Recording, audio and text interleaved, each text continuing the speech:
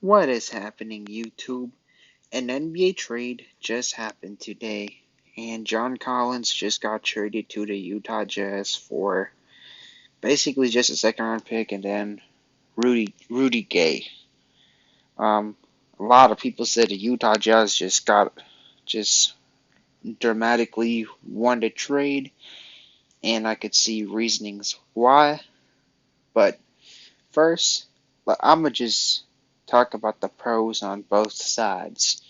So, of course, the Utah Jazz. They get an athletic power forward who's a really good lob threat.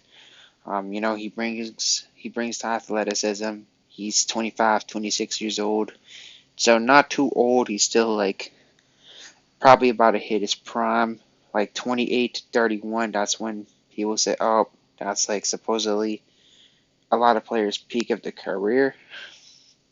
Um, but yeah, and another thing is, in my personal opinion, I don't think the Utah Jazz cannot lose this trade. Like, there's no way in any universe that the Utah Jazz actually quote unquote loses the trade because the Jazz they have nothing to lose really. They just gave a second round pick and Rudy Gay for John Collins. And the reason why I say they have nothing to lose because the Jazz they are already rebuilding. And when a team's already rebuilding, it doesn't matter like how big is the contract is. They're not going to hunt for any free agents for like within the next 3 or 4 years. So, and John Collins' contract is like 2 or 3 years. So it's the Jazz has everything to gain. To be honest, and even John Collins become a bust. Um, I mean, the Jazz still doesn't lose because they are rebuilding. Like they're not like a contending team. They're not trying to get any big free agents. They just have Kessler. They have Markkinen. They have all those guys, and yeah. And then now I'm gonna get on the Atlanta Hawks perspective. Um, the Atlanta Hawks. A lot of people are making fun of the Atlanta Hawks for making these trades. Um, Sometimes if you do see Collins highlight, you could be like, oh yeah, the Hawks are dumb and all that, but um, and the other side of the perspective, though, this could be an amazing trade for the Atlanta Hawks if John Collins becomes a dud because John Collins, he has like 25, $26 million a year, and the Atlanta Hawks just massively opened a big cap room, and they just took $25 million off the cap. So, now they're in a better position to sign free agents or re-sign other players and all that.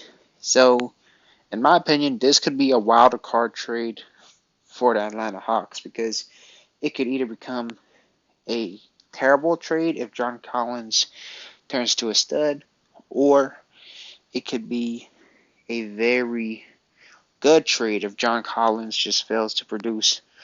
Honestly, I felt like the Hawks should have at least got like a little bit more, like maybe 3 second round picks. Well, okay, maybe 2 second round picks, maybe 2 or 3 second round picks. Maybe try to get Kelly Olynyk back. I don't know, but again, the Hawks don't want to take any salaries back, so it's like nope, get him off the team, and understandably so because. And I know a lot of other fan base are pretty mad that they didn't get John Collins, but the thing is, John Collins, he's actually dog water a lot of the games, man. He had a game when he shot like less than 10%. He went 1 for 11, which is terrible, and his defense is not really the best, and his rebounding is kind of like mediocre, and he's definitely going to eat up a lot of your cap room, and if he becomes a dud, you're pretty much in dead meat, man.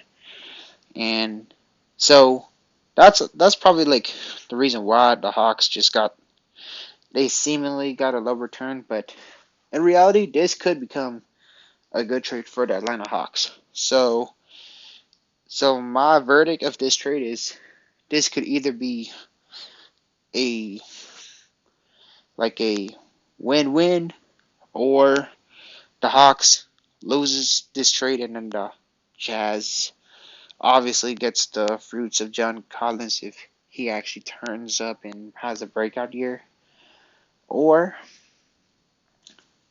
pretty much, but like I said, the Utah Jazz in no scenarios they actually lose this trade because again, you have nothing to lose. You got nothing to lose. While the Hawks, they do kind of have a lot to lose, but again, they do free up minutes for guys like Jalen Johnson and DeAndre Hunter to get more minutes. And they get more ammunition to get more free agents. Because honestly, if some other teams, if they want to trade John Collins to other teams, they might have to give like a pick or something like that. Because some teams, um, Collins is a huge contract, and a lot of teams they're asking for a first round pick. But the Hawks actually got a second round pick, which is not bad, not bad, and they clear cap room.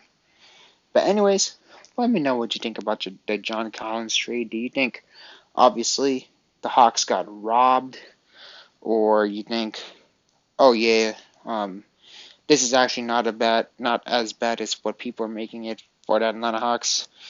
I can honestly understand so many sides of the perspectives, but like I said, this is a wild card trade for the Atlanta Hawks. But anyways, have a good one and have a good night. And man, I love when NBA trades happen, so that way it gives me room to make more contents like these, because it's the NBA off seasons, in my opinion. It's kind of as fun as the NBA season, because that's when all the trades happen, when things change up. And oh man, it's gonna be fun. But anyways, have a good one. Peace.